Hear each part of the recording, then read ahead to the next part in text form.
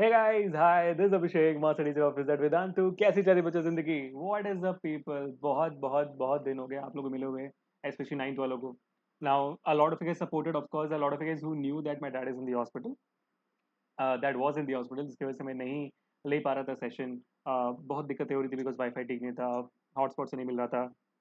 I took my entire setup जो जो होता है, webcam, laptop, mouse, writing pad नहीं था, तो मैं अपने फ़ोन को ही राइटिंग पैड बना के अभी भी यूज़ कर रहा हूँ.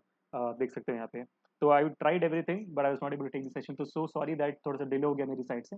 बट या I am back right now. At least मेरे पास राइटिंग पैड तो नहीं है, बट एटलीस्ट मेरे पास वाईफाई है अभी अच्छा सा. तो I am gonna use that today to unleash the power of gravitation chapter. तो आज का हमारा टॉपिक है, बहुत इंटरेस्टिंग है, free fall and the acceleration due to gravity. वो सारे के सारे डाउट्स आपको जो रिलेटेड है फ्री फॉल से ग्रेविटी से, तो सारे के सारे डाउट्स भी कवर करने वाला हूँ apart from the topic itself. And we gonna have a very interesting quiz at the starting and quiz at the end, जिसके जवाब आप चैट पे दोगे, क्योंकि ऑफ कोर्स ये बात है भाई, ये सेशन लाइव नहीं है और ये सेशन संडे को आ रहा है. क्यों आ रहा है संडे को? क्योंकि मुझे पता है कि और डिले नहीं कर सकता मैं, इसलिए संडे को ही मतलब कोशिश कर रहा हूँ आज ही क्या सब रिकॉर्ड करके, मैं सैटरडे रिकॉर्ड कर रहा हूँ इसे, और संडे ही आपको सब कुछ दे दें, ताकि जो भी बैकलॉग्स हैं वो कंप्लीट कर दूँ. आपको नुकसान नहीं होना चाहिए, बस मेरा वही है, ठीक है. So for all the quizzes and for all the questions gonna ask you guys in the session, please make sure that you reply it on the chat and spam it in the comment जितना हो सके. तो ninth वालों ready हो आज के session के लिए? तो एक बार जोरदार बल्ले बल्ले हो जाए चैट पे and give me a quick high five. Thank you so much people. So let's get it started, ठीक है.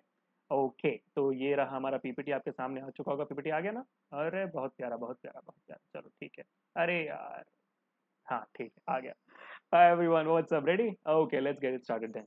So gravitation chapter और gravitation chapter में हमने कर लिया है बहुत सारे topics already, है ना? We have done universal law of gravitation. We have completed Kepler's law of planetary motion. We are done with free. We are going to do free fall and acceleration due to gravity today. And tomorrow we'll the next session we'll be doing mass and weight of an object. इसके साथ आपका chapter खत्म हो चुका होगा, ठीक है? यानी कि संडे ये सेशन जा रही है, तो इसी हफ्ते हम इस चैप्टर खत्म कर देंगे. And will also try to start work energy and power as soon as possible to you. और मेरे ख्याल से मंडे मंडे यानी कि कल जो है, आप लोग का मैराथन भी होने वाला है मेरे साइड से. तो will be anyways revising gravitation, work energy and power. तो सीबीएसई नाइन का मैराथन हम पहली बार करें हमारे चैनल पे. 10th के मैराथन में हमारे साथ हजारों बच्चे होते हैं. मेरे पास पिछले बार जो मैंने टर्म वन के लिए मैराथन किया था, I had I think 11,500 students या 12,000 some students live watching this session. तो नाइन्थ वालों कितना बचाने वाले हो आप लोग, देखते हैं. ठीक है, मिलते हैं उस मैराथन सेशन में जो मेरे ख्याल से कल 8 बजे को हो रहा है. तो मिलेंगे उसमें, ठीक है. देख लेना, रिमाइंडर सेट कर देना. और पिछले सेशन में हमने केपलर्स लॉस को किया था, तो देखते हैं कि भाई एक बल्ले बल्ले के साथ साथ कितना फ्लैशबैक कर सकते हैं. ठीक है, तो पहले भाई एक बार जोरदार बल्ले बल्ले हो जाए. अब बल्ले बल्ले, अब बल्ले बल्ले हो गया, ठीक है. और जिनको मजा आ रहा है ऑलरेडी, गिव मी क्विक तारा रहा. आज हम जिस तरीके से फ्री फॉल और एक्सेलरेशन ड्यू टू ग्रेविटी पढ़ेंगे, ऐसा शायद कभी पढ़ा नहीं होगा. ठीक है, चलो भाई साहब आगे बढ़ते हैं, फ्लैशबैक कर लेते हैं. मतलब पिछले टॉपिक जो हमने किया था केपलर्स लॉस को, एक बार थोड़ा रिवाइज कर लेते हैं. रिवीजन करना हमेशा अच्छा होता है. देखते हैं कितने लोगों ने समझा था, कितने लोगों को याद है. Question number one on your screen. According to Kepler, the paths of planets about the sun are parabola, circle, straight lines, ellipses. 5 second है वक्त आपके पास, चैट में स्पैम कर डालो, कमेंट्स में स्पैम कर डालो कि क्या जवाब है, ए बी सी या D. According to Kepler, the paths of planets about the sun are parabola, circle, straight lines, ellipses. क्या है जवाब? बता दिया सबने? बहुत सिंपल है. The answer is, of course ये बात है भाई, एलिप्सिस. केपलर जी ने बोला था कि भाई the Kepler's first law which is the first law of orbits, उसने उन्होंने क्लियरली कहा था that all the planets revolve around the sun in an elliptical orbit with one of the center of this ellipse as the sun. है ना? I hope you guys remember it. Kepler's first law was that. Question number two. Which law of Kepler's states that a planet farther away from the sun travels the same amount of time as when it is closer to the sun, even though the speed is slower farther away than when closer to the sun due to equal areas? Areas की बात कौन सा law करता है? पहला law करता है, second law करता है, थर्ड लॉ करता है, फोर्थ लॉ करता है? Law of orbits is first law. Law of areas is the, good job people, law of areas is the second law. And law of time period is the third law, है ना? Well done. Second law of Kepler states that if I join a line between the planet and the sun, then this line will sweep equal areas in equal intervals of time. है ना? बहुत बढ़िया. Third, Kepler's third law of planetary motion describes a relationship between what? हमें इतना तो पता है कि भाई लॉ ऑफ पीरियड्स कहते हैं इसे, it relates something with time and something else. किसको रिलेट करता है ये? Kepler's third law. Shape of orbit and location of the sun, orbital velocity and position in orbit, distance from the sun and length of the year, path of epicycle and position. Epicycle, sir? Epicycle, sir? What is epicycle, sir? मत सोचो, नहीं पता है ना तो chill मारो. Read the other options. Of course, ये बात है. The third law, what does it state? The third law states that the square of the total time taken by the planet to revolve around the sun is the cube of the distance between. और क्या उल्टा बोल रहा हूँ मैं? क्या है? आप बताओ. What is the relationship? Is it t cube proportional to a square, r square, or it is t square proportional to r cube? आप ही बताओगे चार्ट पे. But anyhow, we have understood the relationship is between the distance from the sun and the planet as well as which is related to the time taken by it to revolve around the sun. है ना? That is option C. Well done people, congratulations. तो भाई जोरदार बोलो एक बार बल्ले बल्ले, जिनको सही जवाब आया एक बार जोरदार तारा रहा हो जाए चैट पे. बल्ले बल्ले तो आज बहुत कर ले, एक बार तारा रहा हो जाए चैट पे अंदर, तो जोर से बोलो तारा रहा तारा रहा. रेडी? ठीक है, शुरुआत करते हैं आज के टॉपिक का. और आज के हमारे टॉपिक में हमारे जो वॉलंटियर हैं वो और कौन होगा आपने देख लिया ऑलरेडी. हमारे अमृतवा, हमारे अमृतसर, अमृतसर, अमृतसर. मजा आ गया, मजा आ गया, सुनते ही सब मजा आ गया ना. अमृतसर, अमृतसर पता है. तो here we have Amritsar throwing a ball up. जब अमृतसर ने बॉल को ऊपर की तरफ फेंका, कुछ अजीब हुआ उनके साथ. उनको लगा ये कैसे हो सकता है. जब उन्होंने बॉल को ऊपर फेंका, वो नीचे आ गया. और क्या अजीब होगा, और कुछ नहीं हुआ. अमृतसर के लिए बहुत अजीब बात थी. ठीक है. so obviously the ball falls down if there is no air resistance. air resistance है तभी तो भाई वो नीचे गिरेगा, कहीं और नहीं गिरेगा. लेकिन ज्यादा ही, मतलब अमृतसर ज्यादा ही नीचे से कर रहे हैं तो फिर शायद बॉल ऊपर जाएगा, पता नहीं. इतनी तो उनके अंदर जान है नहीं वैसे, but any how you get the idea, isn't it. तो बॉल नीचे आया. हम्म, ठीक है सर. तो ऐसे तो सब चीज नीचे आती है, लेकिन इस फ्री फॉल क्या होता है फिर? Is this ball coming down itself is free fall? What is the difference between falling and freely falling? Sir जब 15 अगस्त के अंदर दिन के हम गिरते हैं ना, तो वो इंडिपेंडेंस डे वाला फॉलिंग होता है sir. That is freedom, that is free falling है भाई. नहीं ना, I hope you guys are not talking about it. या तो मतलब अपनी मर्जी से हम गिरे तो वो फ्री फॉल होगा? नहीं नहीं, ऐसा कुछ नहीं होता है. Let's try to understand what exactly free fall is. ठीक है, but let me ask you this question first. When what forces are acting on the ball when it is falling down? What are the forces? जब वो गिर रहा है नीचे की तरफ, the upward force from the hand is involved, the downward force of gravity, both is there. I'm pretty sure you will be choosing the option B here, that is the downward force of gravity. Option B है ना. Spam कर रहे हो सब लोग chat में, spam कर रहे हो.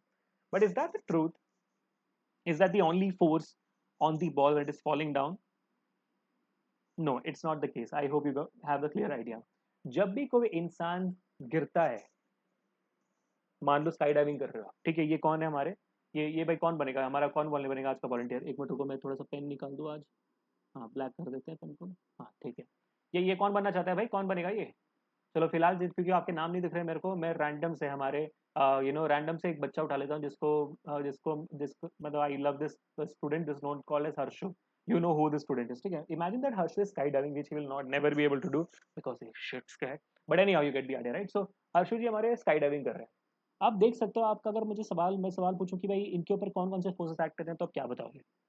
आप बोलोगे सर ऑफकोर्स ही बात है क्योंकि नीचे गिर रहे हैं या तो मतलब धरती पे है तो इनके ऊपर ग्रेविटी एक्ट हो रही है. ठीक है, परफेक्टली करेक्ट. उसके अलावा उसके अलावा ऑफकोर्स ही बात है भाई, देखो उनका चेहरे, देखो उनका जबड़ा इधर उधर उधर उधर हो रहा है.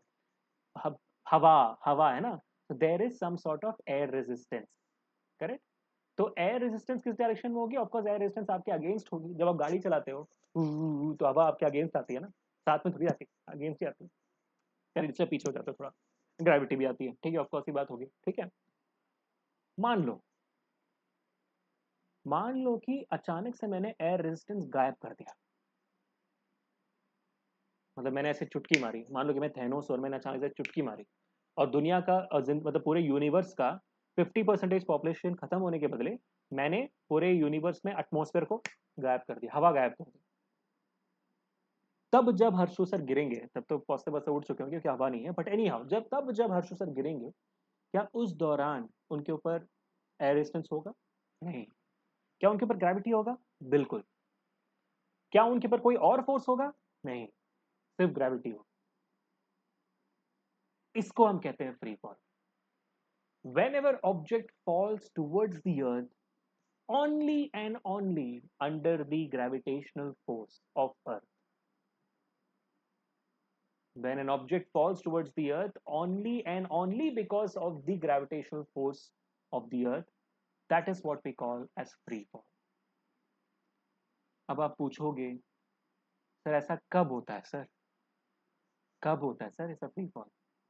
नहीं होता, नहीं होता है। इस दुनिया में फ्री फॉल नहीं होती, क्योंकि ऑफकोर्स ये बात है भाई साहब, हवा तो हर जगह है, करेक्ट? तो हम क्या करते हैं, अपने काम को इजी बनाने के लिए, हमारे जो साइंटिस्ट थे उन्होंने अपने काम को इजी बनाने के लिए क्या किया, उन्होंने बोला कि एयर रेजिस्टेंस को नेग्लिजिबल मानो, एयर रेजिस्टेंस को अज्यूम ही मत करो जब कोई चीज गिरता है। तो अभी से लेके आप इंजीनियरिंग तक, जब तक आप पढ़ाई खत्म करोगे तब तक आपके लिए एयर रेजिस्टेंस इज जीरो। समझ चुके हो? चाहे वो आप एरोस्पेस इंजीनियर बनो, मैकेनिकल इंजीनियर, जो बनना है बन जाओ, लेकिन आपके लिए एयर रेजिस्टेंस जीरो रहे हमेशा। Will assume it as air resistance zero, then every object is falling under free fall. तो बात क्लियर होगी भाई, फ्री फॉल क्या होता है? Free fall is nothing but when an object is falling only under the influence of gravity. बस, ठीक है, इतना ही हो गया। चलो अब आगे बढ़ते हैं। And let me ask you a very simple question. ठीक है, late me ask a very simple question. जब ग्रेविटी गिर रही है, मतलब जब ग्रेविटी थोड़ी गिर रही है, जब इंसान गिर रहा है या तो जो भी कोई चीज गिर रही होती है फ्री फॉल में, तो आपने कहा कि भाई साहब ऑफ कोर्स सी बात है, इसमें एक्सेलरेशन ड्यू टू, मतलब उसमें ग्रेविटी होगी, मतलब ग्रेविटी की वजह से गिर रही है। तो मान लो ग्रेविटी के फोर्स को मैं लिख देता हूँ एफ जी। क्या लिखूंगा मैं लिखूंगा F G, force of gravity. And according to Newton second law of motion, मैं एफ को कैसे लिख सकता हूँ बच्चों, जल्दी बताओ। According to Newton second law of motion, F is equal to, chat पे स्पैम हो रहा है, स्पैम हो रहा है, अज्यूमिंग बच्चे स्पैम कर रहे हैं।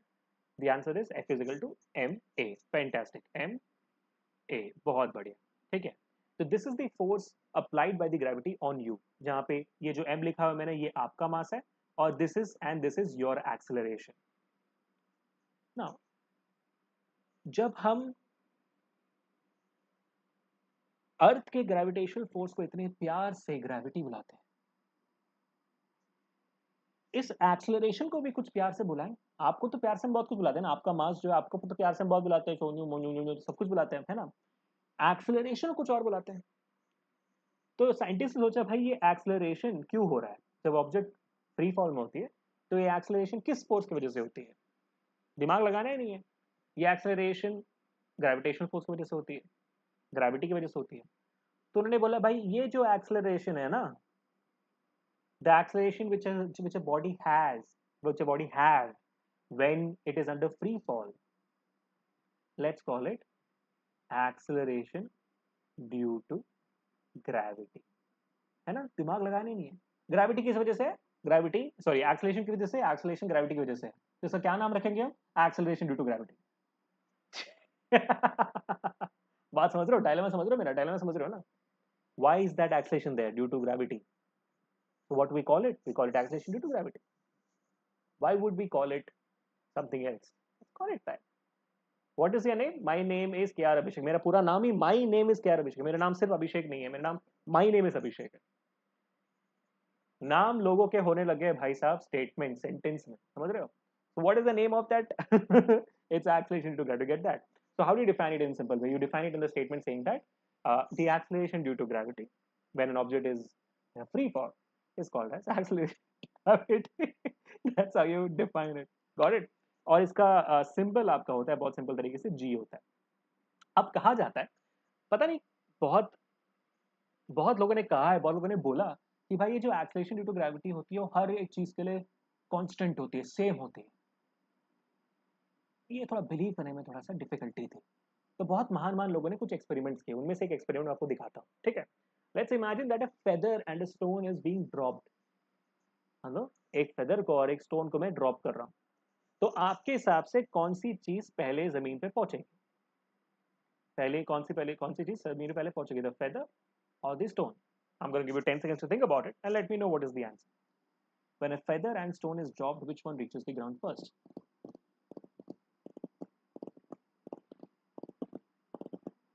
दे दे जवाब, आपके हिसाब से क्या है?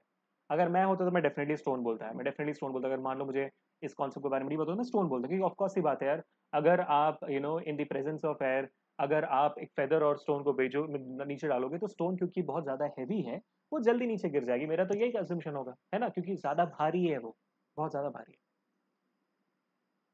बट ये जो एक्सपेरिमेंट था, this was in the presence of air. The moment I take out air and do it under the vacuum, what happens is, in the absence of air, I see both the stone or the bowling ball and the feathers drop at the same time. मतलब अगर मैं दुनिया से air resistance को निकाल दूं तो आप हर एक ऑब्जेक्ट सेम टाइम पे जमीन पे पहुंचेगी अगर वो सेम हाइट से छोड़ी जा रही है तो। This was a crazy revelation for all of us to understand. और जब भाई वैक्यूम में होते हैं चीजें, तो of course you know that objects are falling because only because of gravity. So the acceleration these both objects are having is the acceleration due to gravity. And we can see since both the objects are falling at the same time, reaching the ground at the same time, आप कह सकते हो कि भाई दोनों का acceleration same है। क्योंकि अगर फेदर का एक्सेलरेशन ज्यादा होता तो वो पहले पहुंचता, अगर बॉल का एक्सेलरेशन ज्यादा होता तो वो पहले पहुंचता। लेकिन यहाँ पे दोनों सेम टाइम पे पहुंचे तो the bowling ball and the feather both have the same acceleration. Hence, it is proven that acceleration due to gravity is a constant value for every object. ये तो हमने theoretically प्रूव कर दिया, क्या हम इसको मैथमेटिकली प्रूव कर सकते हैं? इनफैक्ट ये आपके एग्जाम में आता भी है कि how can you say that gravity acceleration to gravity has a constant value? How can you prove that for every object acceleration due to gravity is same? Let's try. ठीक है, but before we go to the mathematical part, let me tell you कि in presence of air होता क्या है। Air resistance की वजह से दोनों अलग अलग टाइम पे फॉल होते हैं, लेकिन एब्सेंस ऑफ एयर में एयर रेजिस्टेंस नहीं होता है, दोनों एक साथ फॉल होते हैं। ठीक है, that's the general idea. But let's try to prove it mathematically. बट उससे पहले इस जी का फॉर्मूला निकाल दे, क्योंकि अगर मुझे जी का वैल्यू निकालना है, जी के वैल्यू को कांस्टेंट बताना है, उसके पहले मुझे फॉर्मूला बताना चाहिए ना भाई। निकालते हैं। ठीक है, देखो यहाँ। So how do we find acceleration to gravity? It's very simple by the way. ठीक है भाई, ग्रेविटेशनल फोर्स का फॉर्मूला क्या है? हमारे ग्रेविटेशनल फोर्स का फॉर्मूला, थोड़ा सा कलर चेंज हो गया, थोड़ा सा ब्राइट कलर लाते हैं, क्या कहते हैं? चलो ये सेलेक्ट हो गया, सेलेक्ट हो गया। ठीक है, ग्रेविटेशनल फोर्स का फॉर्मूला होता है कैपिटल जी, हाँ स्पैम कर रहे हो, capital M small M upon R square. ठीक है, मान लो कि भाई एक ऑब्जेक्ट है और वो अर्थ की तरफ गिर रहा है। ठीक है, अर्थ का मास कैपिटल एम है और ये आपका इस मास छोटा एम है, और इन दोनों के बीच का डिस्टेंस जो है आर है। आर तो ऑफकोर्स आर स्क्वायर हो जाता है ना। ठीक है, तो दिस द एंटायर आइडिया। तो F G is equal to G M upon R square. इसको मैं मानता हूँ मेरा फर्स्ट इक्वेशन। ये डेरिवेशन आता है आपको तो ध्यान से देखना। अब we also know second law of motion के थ्रू मैं एक्सलेशन इस ग्रेविटेशनल फोर्स को कुछ और भी लिख सकता हूँ, है ना। अकॉर्डिंग टू, मैं can write down the gravitational force on this object according to second law of motion as F G is equal to M G. ये भी लिख सकता हूँ मैं, है ना, बिल्कुल क्यों नहीं लिख सकता हूँ भाई। सेकंड लॉ ऑफ मोशन में तो आपको फोर्स ही देता है, तो according to that also get the same answer here, F G is equal to M G, simple as that. Perfect. ठीक है, तो ये मेरा हो गया सेकंड इक्वेशन। अब ये दोनों एफ जी है तो मैं इनको इक्वेट कर सकता हूँ, तो I can say equating one and two, equating one and two, what do I get capital G M M upon R square is equal to M G. इसमें आप क्लियरली देख सकते हो कि ये छोटा एम और ये छोटा एम कट जाता है ना, ये दोनों तो भाई मास ऑफ द ऑब्जेक्ट है ना, कट जाता है। And the G value comes out to be, please note it down people, तालियां हो जाए, capital G capital M upon R square, and this is the formula of your acceleration due to gravity. और इसमें हम बहुत ही clearly देख सकते हैं कि भाई आपकी जो कैप स्मॉल जी है, एक्सेलरेशन ड्यू टू ग्रेविटी है, depends upon the gravitational constant, depends upon the mass, bigger mass, that is the mass of the earth, depends upon the distance between the bigger mass and the smaller mass, but it does not depend upon the object's mass, does not। तो g depend ही नहीं करती है क्या चीज गिर रही है, उसके मास पे डिपेंड नहीं करती। तो जो मेरा जो जैसे मैंने बताया था मेरे दिमाग में क्या आता है भाई, अगर एक बॉलिंग बॉल गिर रहा है और फेदर गिर, अगर आपसे पूछो कि भाई कौन पहले पहुंचेगा, तो अकॉर्डिंग टू मैं सोचूंगा कि भाई बॉलिंग बॉल का वेट ज्यादा है, पत्थर का वेट ज्यादा है, वो पहले पहुंचेगा। लेकिन मैं पत्थर के मास पे तो डिपेंड ही नहीं करता है जी, तो फर्क नहीं पड़ता उसको। तो अगर हजारों ऑब्जेक्ट्स फ्री फॉल कर रहे हैं, वो सब के सब इन वैक्यूम सेम टाइम पे जमीन पे पहुंचेंगे, अगर वो सब के सब एक ही हाइट से गिरे हैं, क्योंकि आप देख सकते हो भाई हाइट पे तो डिपेंड करता है ना, आर स्क्वायर है वहां। This is the formula of GT. तो आपका एग्जामिनेशन में पहला सवाल ये हो गया, derive the formula of acceleration due to gravity. 3 marks का सवाल आ गया, 9th वालों नोट डाउन कर लिया। अब 3 मार्क्स में एक और सवाल आता है, find the value of acceleration due to gravity. उसमें क्या करना होता है, उसमें आपको सीधा ये फॉर्मूला लिखना है, यहाँ तक फॉर्मूला आपको लिखना है, G is equal to capital G M upon R square, ये लिख दिया आपने, ठीक है। इसमें भी आपको इनकी वैल्यू डालनी है। भाई हम सबको पता है कि भाई क्या क्या वैल्यूज, देखो अब यहाँ पे, ठीक है। हाँ, हम सबको पता है कि भाई कैपिटल जी की वैल्यू होती है, कैपिटल जी की वैल्यू होती है 6.7 10 पर -11। अर्थ का मास, अगर हम एम को अर्थ का मास माने, तो अर्थ का मास है 6 × 10⁻24 kg, जो आपको याद रखना है। कभी कभार क्वेश्चन में दिया जाता है, कभी कभार नहीं दिया जाता, लेकिन याद रखना है आपको। और इसके रिलेटेड जो भी सवाल आते हैं उसमें भी आपको याद रखना है, इसमें बोल रहा हूँ। और अर्थ का रेडियस होता है 6.4 × 10⁻6 मीटर्स, और 6400 किलोमीटर, ये भी सही है। 6400 किलोमीटर आप याद रखो, या तो 6.4 × 10⁻6 किलोमीटर्स ऑल्सो इज फाइन। जब हम इन तीनों वैल्यूज को इस फॉर्मूला में डालेंगे, है ना, आप डाल रहे होगे शायद, अगर आप डाले तो बिल्कुल सही है। इन तीनों फॉर्मूलाज को जब हम इस फॉर्मूला में डालेंगे, will find that small G comes down to be 9.8 metre per second. 9.7 something आएगा, उसको राउंड ऑफ करने से 9 पॉइंट आएगा, तो आप डाल के देखो। चलो I give you 15-20 seconds, your time starts right now, you can use the calculator if in case you want, of course you will use calculator, I know. आप खुद डाल के देख लो, कोई इशू नहीं है, जी भर के ढालो, ठीक है। क्या आ रहा है यार इसको 9.8, तो होगी ना कांस्टेंट वैल्यू।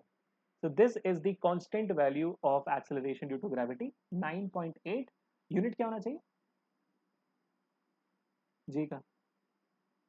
एक्सेलरेशन है ना, जो भी वर्ड देने एक्सेलरेशन ही है। तो एक्सेलरेशन ड्यू टू ग्रेविटी हो, acceleration due to Abhishek sir हो, acceleration due to Harsh sir हो, एक्सेलरेशन एक्सेलरेशन होता है, तो उसकी यूनिट भी मीटर पर सेकंड स्क्वायर ही होगी। तो 9.8 metre per second square becomes the right answer. बहुत सारे बच्चे बोलते हैं acceleration due to gravity has no units.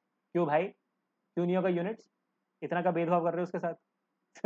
Alright, तो अमृत सर खुश हो गए, सब लोग खुश हो गए, भाई वैल्यू निकल गई है, ठीक है। तो मैंने आपको 3 एग्जामिनेशन के सवाल बता दिए हैं, डेरिवेशन एक आपके फॉर्मूला का, ये वैल्यू निकालने का एक फॉर्मूला, और तीसरा मैंने आपको बताया था कि भाई जो ऑब्जेक्ट पे डिपेंड नहीं करता, ऑब्जेक्ट के मास पे डिपेंड नहीं करता, क्यों नहीं करता है, फॉर्मूला लेके आपको दिखाना है कि भाई देखो एम है ही नहीं इसमें, तो इसलिए वो डिपेंड नहीं करता। ये आपके 3 मेजर सवाल हो गए। अब इसके बाद जो सवाल आता है वो काफी इंटरेस्टिंग है, ठीक है। हाँ, तो ये सवाल है variation of G at the equator and poles. मैं इसमें जाने से पहले आपको छोटी सी कहानी बताना चाहता हूँ, I want everyone to listen to this. Chat में अगर हमारी कौन है, डिंकी जी है, डिंकी जी, मान लो डिंकी जी हमारे हर सेशन में आती है, और बहुत सारे बच्चे हर सेशन में आते हैं, तो I take Dinky ji for this particular topic. I am pretty sure Dinky ji might be there और नॉट। डिंकी जी को फेमस करते हैं थोड़ा सा। मान लो डिंकी जी हमारी थोड़ी सी शातिर है, उनको साइंस पता है, तो इन्होंने एक दिन क्या किया, इन्होंने ना क्या कहते हैं, इन्होंने इक्वेटर से, इक्वेटर के एरिया मतलब इंडिया से कुछ गोल्ड खरीदे। मतलब मान लो आपने 2 kg गोल्ड खरीदा, उस 2 kg गोल्ड को लेकर ये गई हमारे पोलर रीजन में। मान लो अंटार्कटिका गई, मतलब वहां पे लोग रहते भी नहीं है, मतलब वो एरिया में ना, ग्रीनलैंड आइसलैंड जो भी है, जो भी वहां पे है, वहां पे गई। और वहां पे जब गई, ये जो गोल्ड का स्मगलिंग कर गया, ऑफकोर्स 2 kg गोल्ड अब ले जा सकते, स्मगल कर रही, स्मगलिंग है, डिंकी जी बहुत बड़ी स्मगलर है, पता नहीं आपको, दिल चुरा दिए दिल। तो जब ये पहुंची हमारे उस एरिया में, पोलार रीजन में पहुंची, वहां पे जब इन्होंने इस गोल्ड को बेचा, तो जब वहां के सोनार ने इसे चेक किया, तो वो 2 kg का गोल्ड 3 kg बन चुका था। कैसे? डिंगी जी ने चमत्कार कैसे किया?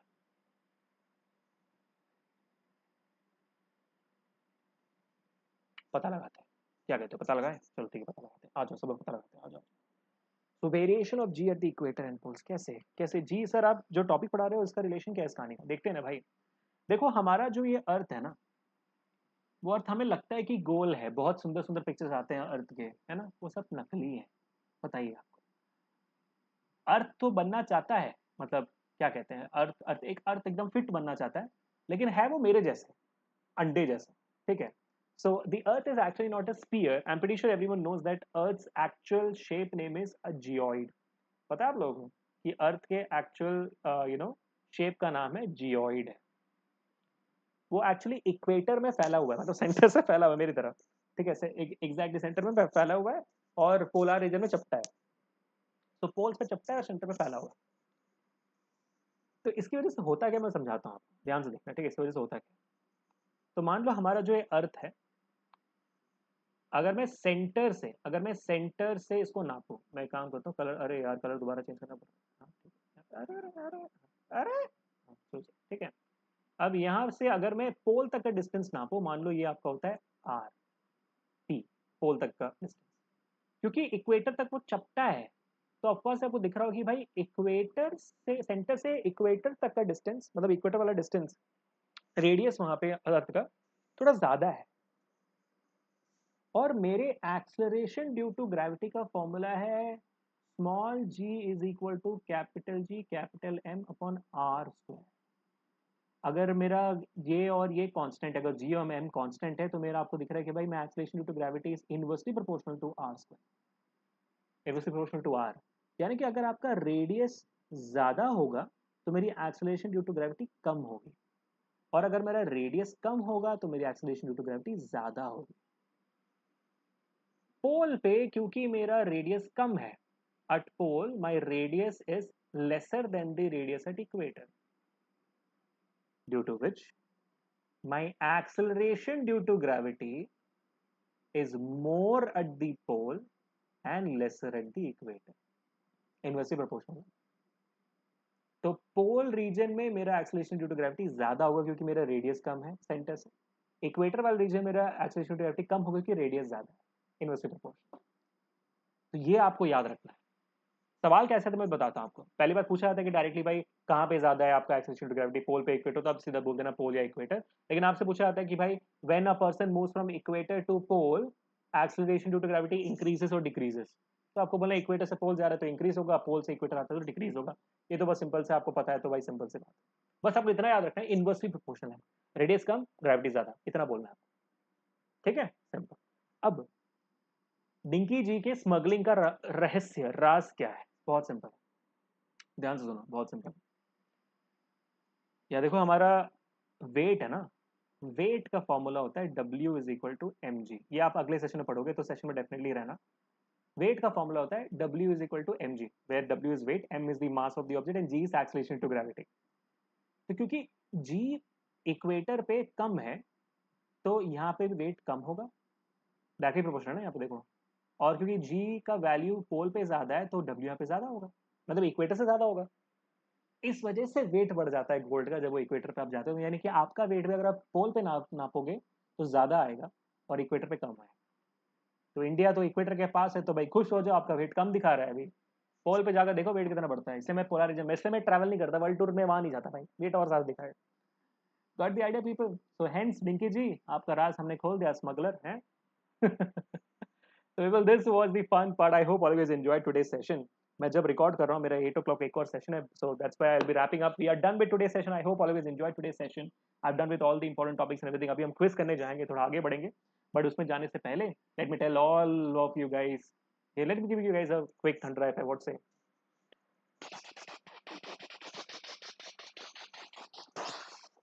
Thank you so much people, you guys are lovely, amazing. अब आगे बढ़ने से पहले let me tell you guys about the most amazing thing we have done for 9th grade this year, and that's nothing else but उड़ान भाई साहब। For the first time ever, जो सपना हमने देखा था कि भाई क्या हमारे यूट्यूब टीचर्स ही हमें पढ़ा सकते हैं वेदांतु प्रो में भी, भाई साहब वो सपना पूरा हो गया है ना। ऑफ कोर्स बात है, 9 हिंदी के चैनल के टीचर्स नहीं कर पाए क्योंकि हम दौड़ना कर रहे हैं, हम डेफिनेटली उड़ान कुछ आने वाले वक्त में करेंगे, लेकिन और ये हमारे ये टीचर्स भी दौड़ना करेंगे। But look at them man, amazing. So we have Shilpi ma'am teaching chemistry, Ananya sir teaching SST, Mariam ma'am teaching biology, Shweta ma'am teaching English, Gopal sir teaching maths, and Bhavna ma'am teaching physics. So we have these amazing teachers teaching the final crash course for CBSE 9th grade starting from 21 February. सिर्फ और सिर्फ 12 दिन का course है ये, और 12 दिन के अंदर आपका पूरा का पूरा syllabus done along with notes, replace, live interactive sessions, जहां पे आपके क्विजेस हो गया, लीडर बोर्ड्स हो गया, लाइव डाउट सॉल्विंग है सेशन के अंदर, क्योंकि क्लास टीचर्स भी होंगे और मास्टर टीचर्स दोनों मिलकर आपका डाउट सॉल्व करेंगे। You get hand written notes of the teachers, you get that the replace, you will be able to play quizzes also, all the features of Vedantu with assignments and tests, everything all together. Udan batch people, why do you want to miss out this opportunity, है ना? No one wants to miss out this opportunity. तो करना क्या आपको, आपको जो हमारा अभी आप वीडियो देख रहे हो इसी वीडियो के डिस्क्रिप्शन में जाना है, ठीक है? क्योंकि मैं वीडियो रिकॉर्ड कर रहा हूँ तो I can't see you, I can't show you the actual video right now, but for example आप अगर इसी जो वीडियो अभी आप देख रहे हो इस वीडियो के डिस्क्रिप्शन में जाओगे, सब लोग जाओ मेरे साथ, मैं फॉर एग्जाम्पल ये वाला वीडियो उठा रहा हूँ, ठीक है? अगर आई एम होपिंग कि आपने वीडियो देख लिया था कि हमारा 3 mistakes in February and March that you gonna do for CBSE 9th also it's applicable, ये वीडियो को देखना मजा आएगा, बहुत छोटा वीडियो बनाना है, ठीक है? इसमें जैसे हम जाएंगे आप देख सकते हैं कि भाई इसमें आपका द्रोणा का लिंक है ना, आपके इस वीडियो जो आप देख रहे हो इस वीडियो को, इस वीडियो में उड़ान का लिंक होगा, तो क्लिक करो उस उड़ान के लिंक पे। अगर नहीं दिखता है तो आप द्रोणा के लिंक को क्लिक करके यहाँ पे आ जाना, यहाँ पे आपको क्लास 9 चूज करना है, और यहाँ पे आपको अपना टारगेट देख सकते हो, उड़ान रिविजन बैच लिखा हुआ है, क्लिक करो इस पे। जो भी बच्चा, आपको पता था शायद कल यानी कि 19 फरवरी जब मैं इस वीडियो को रिकॉर्ड कर रहा हूँ, अर्ली बर्ड ऑफर चल रहा था, और अर्ली बर्ड ऑफर के दौरान आपका ये पूरा का पूरा रिविजन कोर्स जो एक्चुअली में है 1600 रुपए का, आपको इन अदर डेज आपको 800 रुपए में मिलता है, अगर आप कूपन कोड अप्लाई करते हो तो 720 रुपए पे आता है वो, लेकिन only for yesterday it was 320 rupees. तो अगर आपने लिया था, वेल डन, आपको दिखा रहा हूँ क्योंकि मैं आज रिकॉर्ड कर रहा हूँ। लेकिन जो बच्चे आज ले रहे हैं, आज भी वेदांतु एट फेस्ट चल रहा है, तो उड़ान वाले बच्चों, ये जो क्रैश कोर्स है आपको सिर्फ और सिर्फ 400 रुपीज से मिल रहा है, पूरा का पूरा course which has somewhere about I think 30 plus sessions, live sessions with your amazing YouTube master teachers with all the tips and tricks and strategies and motivation required for nailing your 9th grade 21 फरवरी से लेके मार्च 3rd तक। मुझे पता है कि बहुत सारे बच्चों का एग्जामिनेशन फरवरी में हो रहा है, लेकिन जो भी बच्चे मार्च 3rd या मार्च 1st को एग्जामिनेशन दे रहे हैं तो उसके बाद दे रहे हैं, उड़ान बैच इज फॉर यू। ये आपके मार्क्स में जमीन आसमान का फर्क ले आ सकता है। Do not miss out this opportunity. और 400 रुपए में fees, crazy man, this is absolutely crazy.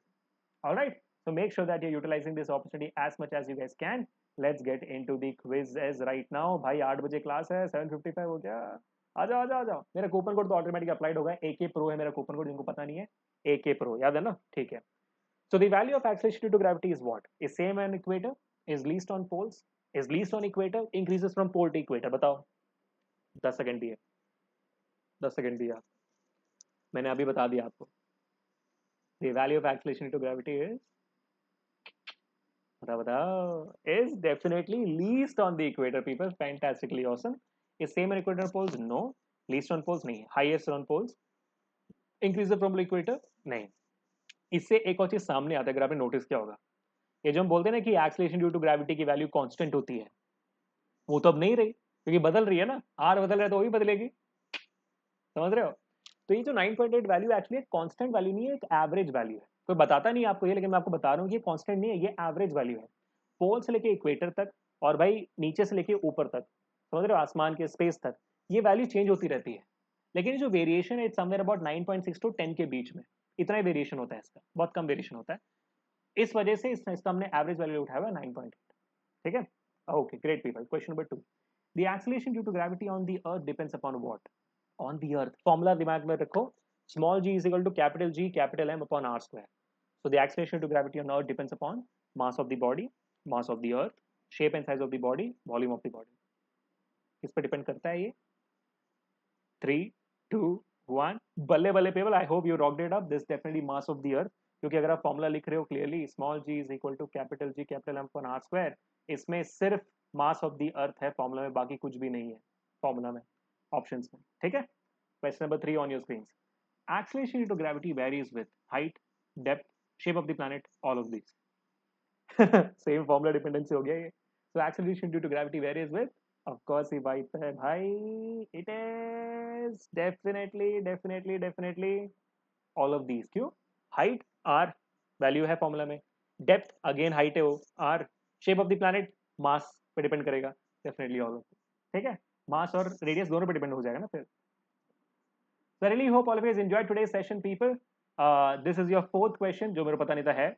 Gravitational acceleration for the bodies falling freely is homework. This is your first homework for today, and I want you guys to give you another fun homework, which I want you guys to note it down. This is the first homework. Second homework, मैं आपको ये बताना चाहती हूँ, ये पूछना चाहता हूँ आप लोगों से, जल्दी बताना मुझे. Nothing but हम इंडिया में तो हम इक्वेटर के आसपास हैं. मान लो अगर आप एक काम करो ना, आप गूगल करो कि what is the value of acceleration to gravity at poles, उसको निकालो और फिर अपने वेट का वैल्यू निकालो, एम इंटू जी करो, ठीक है, और मुझे बताओ कि आपका वेट इक्वेटर पे कितना होगा और आपका वेट पोल्स पे कितना होगा in the comment section. Let's see भाई कोई सबसे ज्यादा भारी कौन है. ठीक है, मास नहीं बताना, वेट बताना. चलो bye, we will take care, I meet you guys in next session. और जो बच्चे मास और वेट का एक्चुअल डिफरेंस समझना चाहते हैं, नेक्स्ट सेशन में मीट करते हैं भाई साहब. ठीक है, thank you so much to everyone. Make sure to hit the subscribe button, make sure to like the video, make sure to hit the bell notification, क्योंकि 9th वालों आप ही लोग अगले साल 10th में आ रहे हो हमारे साथ, तो और मचाना है वहाँ पे, तो सब्सक्राइब कर लो, हमारा रास्ता बहुत लंबा है. मिलते हैं नेक्स्ट सेशन में. Until next time, this is Abhishek signing off. Enjoy your life, stay home, stay safe and stay strong. I'll definitely catch you guys in the next one, and definitely we'll meet you guys in the Udan batch. मिलते हैं, bye bye, take care.